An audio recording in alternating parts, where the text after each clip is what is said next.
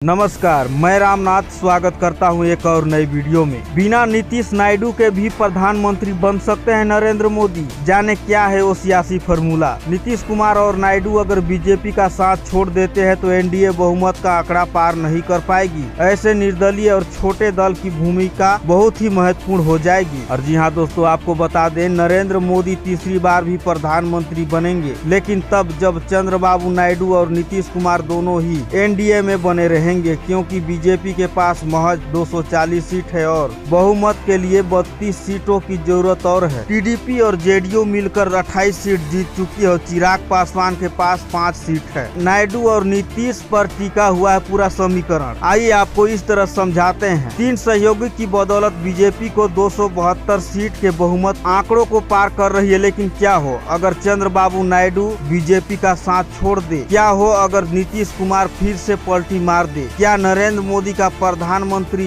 बनना चंद्रबाबू नायडू और नीतीश कुमार पर टिका हुआ है, या फिर इन दोनों के साथ के बिना भी नरेंद्र मोदी लगातार तीसरी बार प्रधानमंत्री बन सकते हैं? तो देखिए बोस, एनडीए के पास 293, इंडिया के पास 234 और अनदर के पास 16 सीट है। और देखिए बोस, उत्तर प्रदेश में कुल 80 सीट है। इंडिया के पास 43 सीट, एनडीए के पास 36 सीट और अनदर के पास 1 सीट गया है। महाराष्ट्र में 48 सीट है। इंडिया के पास 30 सीट, एनडीए के पास 17 सीट और अनदर के पास 1 सीट गया है। वेस्ट बंगाल में 42 सीट है। टीएमसी के पास 29 सीट, बीजेपी के साथ 12 सीट, आईएनसी के पास 1 सीट है। और बिहार की बात करें तो बिहार में कुल 40 सीट है और एनडीए के पास 30 सीट और इंडिया के पास 9 सीट और अनदर के पास 1 सीट गया है। तमिलनाडु के पास कुल 39 सीट है। 39 सीट में डीएमके प्लस के पास 39 सीट और एआईएडीएम के पास 0 सीट और बीजेपी के पास 0 सीट, एनटी के पास 0 सीट। और बात करें कर्नाटका की तो कर्नाटका के पास कुल 28 सीट है। तो इसमें से एनडीए के पास कुल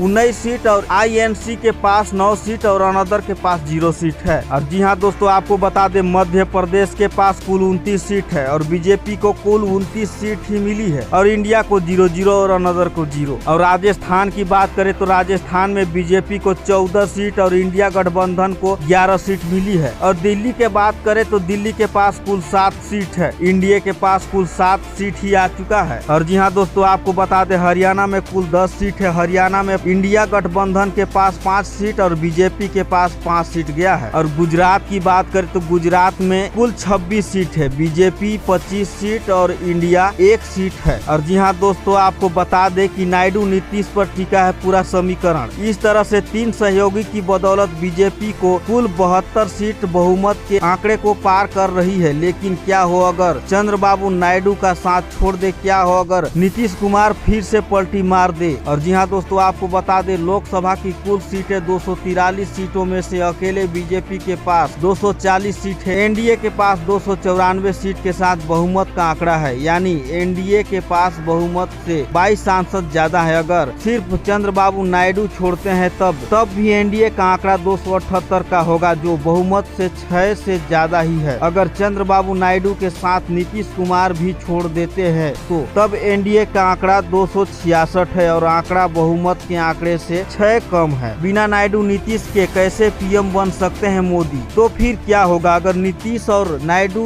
दोनों ही बीजेपी का साथ छोड़ देते हैं? तो ऐसे में एनडीए बहुमत के आंकड़े को पार नहीं कर पाएगा। तो फिर क्या होगा? फिर होगी राजनीतिक, जो इस देश में लोकतंत्र और भी खूबसूरत बनाती है, क्योंकि तब काम आएंगे वो छोटे दल जो बीजेपी के नेतृत्व वाले एनडीए के साथ है और न ही कांग्रेस के नेतृत्व वाले एनडीए के साथ। इसके अलावा ऐसे वक्त में निर्दलीय सांसदों की भूमिका भी बेहद महत्वपूर्ण हो जाएगी। अब कैसे, उनको ही समझ लेते हैं और मान लेते हैं कि चंद्रबाबू नायडू और नीतीश कुमार दोनों ही बीजेपी का साथ छोड़ दिया, तब भी एनडीए के पास कुल 266 सीटों का आंकड़ा है, जो बहुमत से महज 6 से कम है। और इनको 6 सीटों की भरपाई तो बीजेपी को कुछ छोटे दलों और निर्दलीय सांसदों के साथ मिलकर कर सकती है। इस चुनाव में कुल 7 निर्दलीय सांसद की जीत हुई है। और जी हाँ दोस्तों, आपको बता दें अगर ऐसा करते हैं तो निर्दलीय सांसदों की बढ़ेगी भूमिका। इन 7 सांसदों में 6 लाख के सांसद मोहम्मद अनीफा,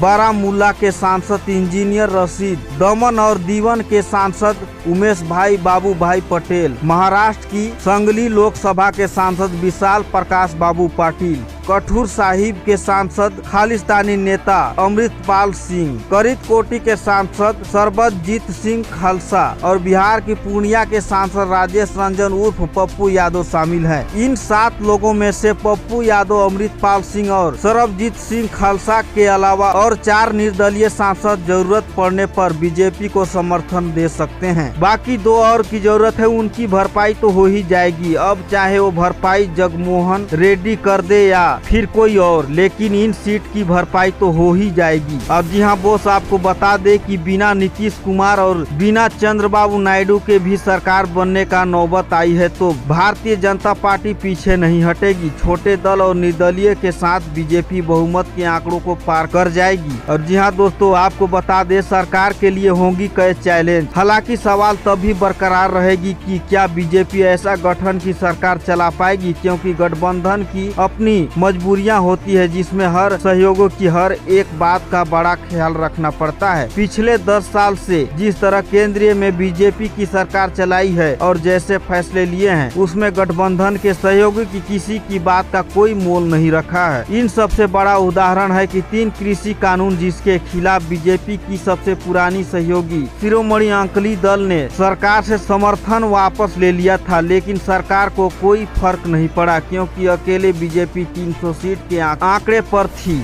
जो बहुमत से 31 से ज्यादा था। अब एक निर्दलीय भी अपनी बात मजबूती से रखेगा, फैसले का विरोध करेगा और बात न मानने पर हर रोज सरकार गिराने की धमकी देगा। ऐसे धमकियों के साथ नरेंद्र मोदी ने न तो गुजरात में मुख्यमंत्री के तौर पर काम किया है और न ही केंद्र में प्रधानमंत्री के तौर पर काम किया है। लिहाजा तीसरी बार प्रधानमंत्री बनने के बाद भी नरेंद्र मोदी के आमने सामने चुनौतियों का अकबर है जिसे पार पाना कतई आसान नहीं है। तो जी हाँ दोस्तों, ये छोटी सी वीडियो आप लोगों को कैसी लगी? अगर अच्छी लगी होगी तो चैनल को जरूर सब्सक्राइब कीजिएगा और वीडियो को लाइक कीजिएगा और वीडियो को जरूर शेयर कीजिएगा। मिलते हैं नेक्स्ट वीडियो में, तब तक के लिए नमस्कार।